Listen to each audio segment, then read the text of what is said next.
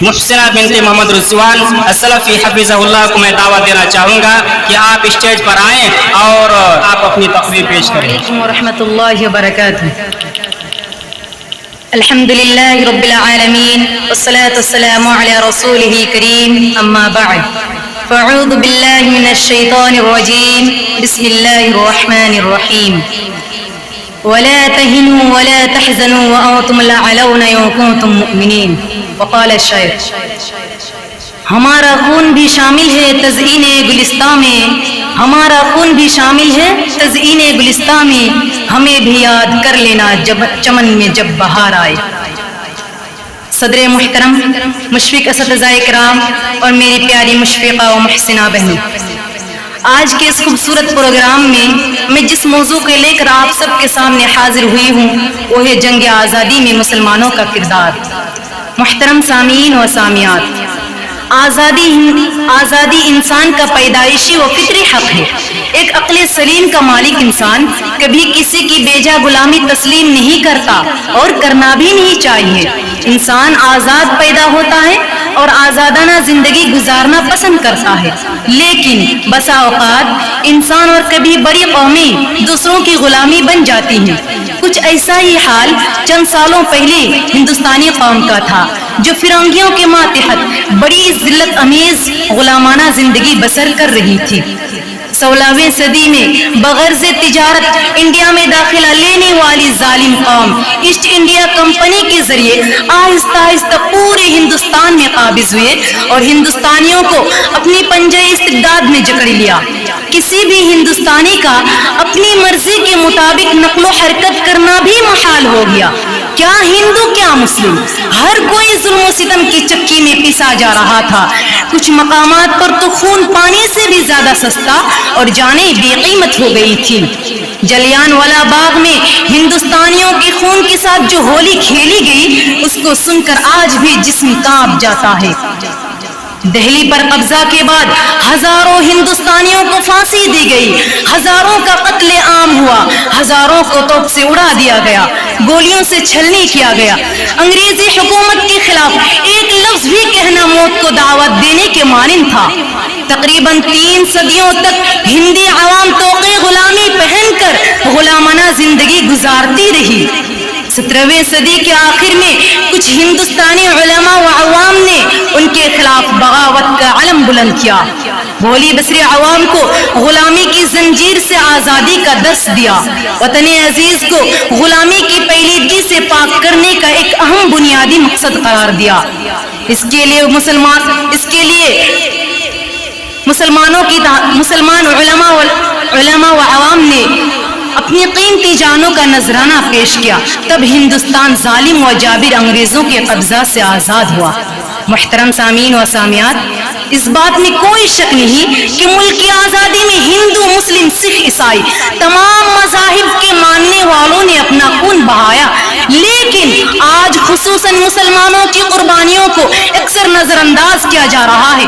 انہیں غدار وطن، دیش دروہی اور ملا بھاگو پاکستان جیسے گھنونے القاب سے یاد کیا جا رہا ہے.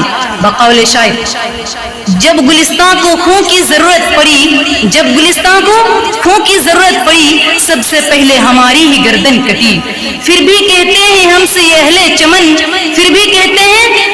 اہل چمن، چمن ہمارا ہے تمہارا نہیں.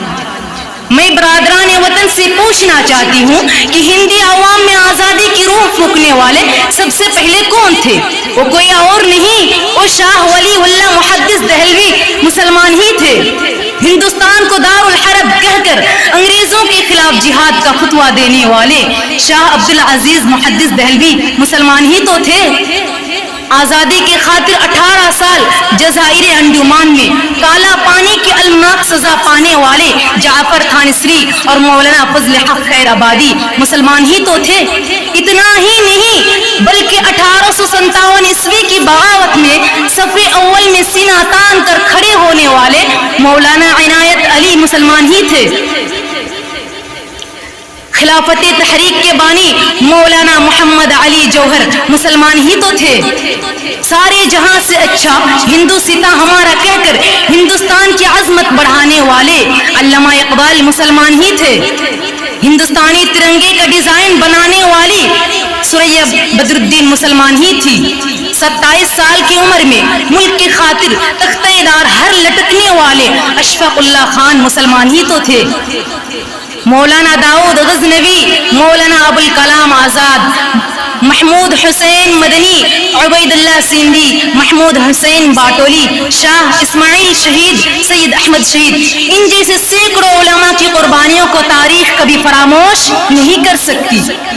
استعماری قوتوں کے خلاف آخری دم تک لڑنے والے شیر میسور ٹیپو سلطان مسلمان ہی تو تھے۔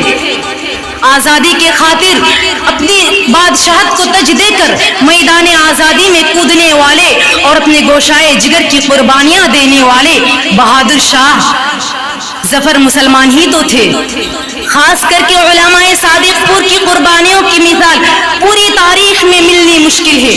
ڈاکٹر تارا چند اپنی کتاب میں مسلمان علماء و عوام اور علماء صادق پور کی بے مثال قربانیوں کا ذکر کرتے ہوئے لکھتے ہیں کہ آزادی ہند میں تمام لوگوں کی مسائل اور قربانیوں کے ترازو کے ایک پلڑے میں رکھ دیا جائے اور اہل صادق پور کی قربانیاں دوسرے پلڑے میں، تو اہل صادق پور کا پلڑا بھاری ہو جائے گا۔ غرض کے ہندوستانی عوام کی مسلسل 3 صدیوں کی سعی پیہم پہاڑ نما عزائم جان و مال کی قربانیوں کے بعد 15 اگست 1947 عیسوی کو ہندوستان آزاد ہوا اور انگریزی سامراج کو خیب و خاسر اپنا وطن چھوڑ کر بھاگنا پڑا اور ہندوستان ایک آزاد ملک بنا۔ اسی لیے ہندوستانی عوام ہر سال 15 اگست کو جشن آزادی مناتے آ رہے ہیں۔ اخیر میں اللہ تعالیٰ سے دعا ہے کہ ہم تمام برادران وطن کو امن و شانتی اور اتحاد ایک جہتی کے ساتھ رہنے کی توفیق دے، آمین۔ آخر دعوانا الحمدللہ رب العالمین، السلام علیکم۔